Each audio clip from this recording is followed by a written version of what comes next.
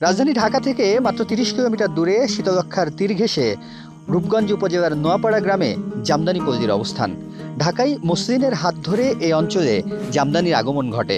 জামদানি শিল্পকে অগ্রসর করার জন্য বিংশ শতাব্দীর শুরুতে ২০ একর জমির উপর বেসিকের জামদানি শিল্পনগর কার্যক্রম শুরু হয়, যার উদ্যোগ নেওয়া হয় ৯০ দশকের শুরুর দিকে। তপ্ত গরমে উদ্যম গায়ে তাঁত চালাচ্ছেন কারিগররা। হাতের সুনিপুণ দক্ষতায় সুতা চালিয়ে জামদানি কাপড়ে ফুটিয়ে তুলছেন নানা রকমের নকশা। সকাল থেকে রাত পর্যন্ত চলে এই কর্মযজ্ঞ। এখানে এই ঐতিহ্যবাহী পোশাক শিল্পের শিল্পী তৈরি হয় পরিবার থেকেই। তবে এখন তাঁতি বাড়ানোর জন্য সরকারি উদ্যোগে নেওয়া হয়েছে ৬ মাস মেয়াদী প্রশিক্ষণ ব্যবস্থা। আমাদেরকে যথেষ্ট পরিমাণ ভালোভাবে শিখাইতেছে এবং আমাদের বুঝাইতেছে।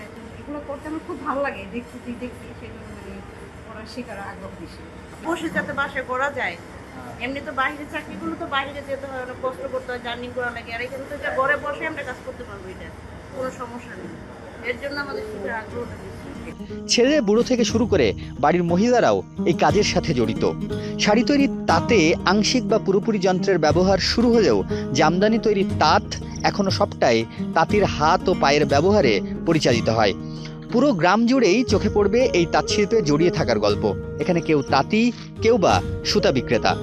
জামদানি শাড়ি অত্যন্ত যত্ন করে সময় নিয়ে তৈরি হয়। একটি শাড়ি তৈরি হতে ১ সপ্তাহ থেকে দুই বা ৩ মাস, কোনো কোনো শাড়িতে ১ বছরও লেগে যায়। তবে বেশি বা কম সময় নির্ভর করে কাজের মান ও শাড়ির বাহারি সব ডিজাইনের উপর।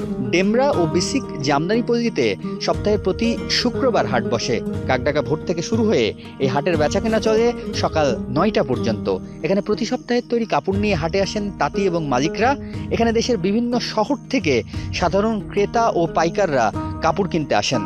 বাংলাদেশের প্রথম ভৌগোলিক নির্দেশক হিসেবে জিআই সনদ পায় জামদানি শাড়ি, কিন্তু এই শাড়ি তৈরিতেই আগ্রহ হারাচ্ছে তাঁতিরা।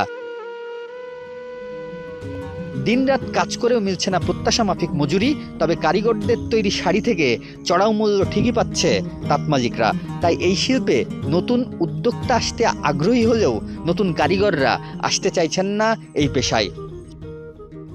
এই শিল্পে ছেলে পেলে তো মনে হয় হওয়া যেতেছে না, যার কারণে আমরা কাজে আগের থেকে আরও বরঞ্চ কারখানা কমছে, তা তো কমতেছে। শুধু এই কাজের প্রতি আপনার ওই ঠিকঠাক মজুরি পাওয়া যেতেছে না। হ্যাঁ, আমার ছেলে তো আমি কাজে দিয়ে দিচ্ছি, লেখাপড়া করাতে পারি না। আর এইগুলো বইলে কোনো আমরা যাদের কাছে বলছি, বহুত লোকই আসতে গেছে, সরকারি লোক আসতে গেছে, আমাদের কথা শুনছে। আমাদের কথা শুনলেও তারা আমাদের কোনো উপকার করতে পারে। সরকারও এটা নিয়ে কিছু করতে পারেনি এই পর্যন্ত। অনেক তো আবেদন তো বহুতই থাকে। সকাল থেকে সন্ধ্যা অবধি কাজ করার ফলে কিশোর বয়সী কারিগররা বঞ্চিত হচ্ছে স্কুল কলেজের শিক্ষা থেকে। এই কাজের পাশাপাশি পড়াশোনা করার কোনো অবস্থাই নেই, কারণ আমাদের কাজ সকাল ৬টা থেকে শুরু হয়, রাত ৮টা পর্যন্ত করতে হয়। আর শুক্রবার একদিন ছুটি পায়, তাও মনে হয় শুক্রবার দিন ১০টার পর থেকে ছুটি।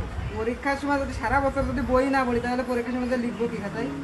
রাষ্ট্রীয়ভাবে সঠিক দিক নির্দেশনা, কারিগরদের উন্নত প্রশিক্ষণ ব্যবস্থা ও সঠিক মূল্যায়নের পাশাপাশি শিক্ষায় পিছিয়ে থাকা এ অঞ্চলের তরুণ তরুণীরা কাজের মাঝে মাঝে পড়াশোনার সুযোগ পেলে রূপগঞ্জ জামদানি পল্লী আগামীতে রোল মডেল হয়ে উঠতে পারে বাংলাদেশের জন্য।